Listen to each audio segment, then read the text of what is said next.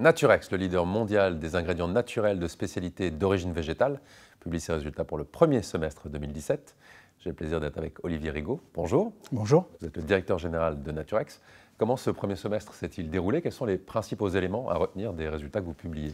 Donc, ce premier semestre 2017 est pleinement en ligne avec nos attentes et donc avec la feuille de route que nous nous étions fixée, surtout en termes de simplification et de réorganisation de notre modèle, puisque nous avions annoncé que nous étions dans la dernière ligne de droite de cet exercice de simplification. C'est ce que nous avons fait.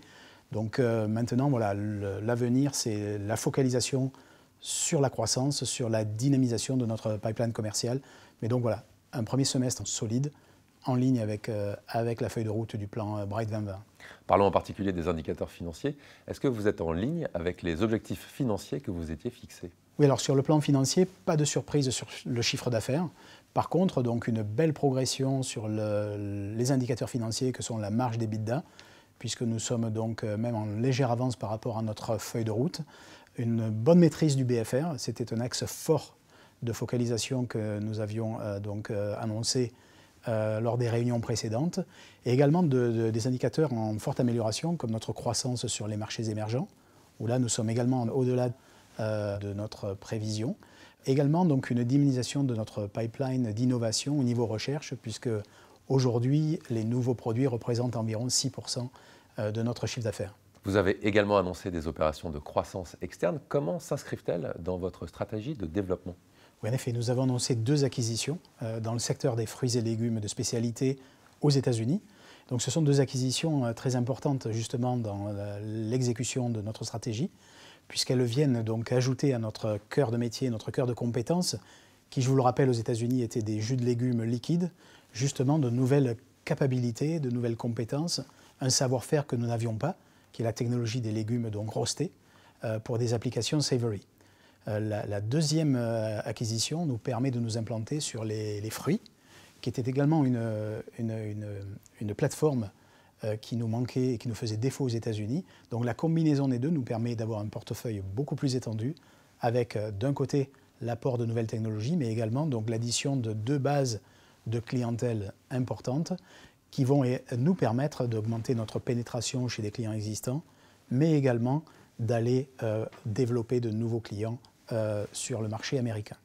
Associé donc à ces 2 opérations de croissance externe, nous avons aussi entamé donc un gros plan d'action en termes de croissance organique avec un investissement majeur sur notre site de Chicago, avec l'installation d'un sécheur dernier cri qui va nous permettre effectivement de transformer ces fruits et légumes en poudre, et ce afin d'aller attaquer des applications comme toutes les applications sèches de l'agroalimentaire que peuvent être les boissons en poudre, les snacks, les céréales petit déjeuner, etc. Donc ça, c'est vraiment donc une capacité qui est un transfert de technologie que nous avions en Europe, qui va arriver aux États-Unis pour élargir le champ d'application pour mieux servir nos clients. La technologie du roasting, j'en ai parlé, c'est quelque chose qui n'était pas à disposition du groupe aujourd'hui et que l'on aura désormais aux États-Unis. Encore une fois, renforcer nos positions commerciales dans le secteur du savory. Et enfin, le dernier point, c'est l'acquisition de la minorité au Chili, dans donc l'unité de Chili Botanics, qui va nous permettre effectivement donc, de déployer notre stratégie au Chili.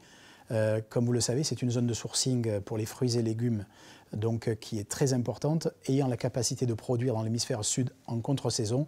Cela va nous permettre de délivrer nos clients toute l'année avec des produits frais.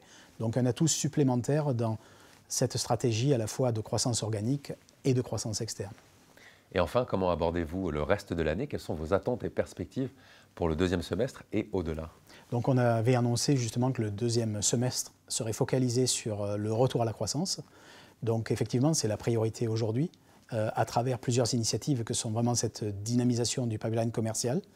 Donc nous attendons un retour très progressif avec donc un premier retour plus modeste sur Q3 et une accélération sur le Q4, mais surtout de préparer l'année 2018 et au-delà.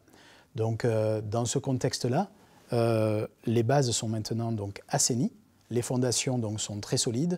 Nous avons des indicateurs financiers donc, qui sont en nette amélioration.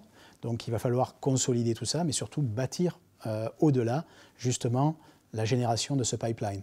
Alors je voulais rajouter un dernier mot.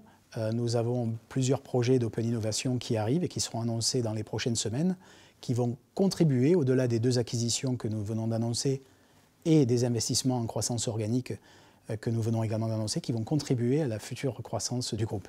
Olivier Rigaud, directeur général de Naturex, merci beaucoup. Oui, merci.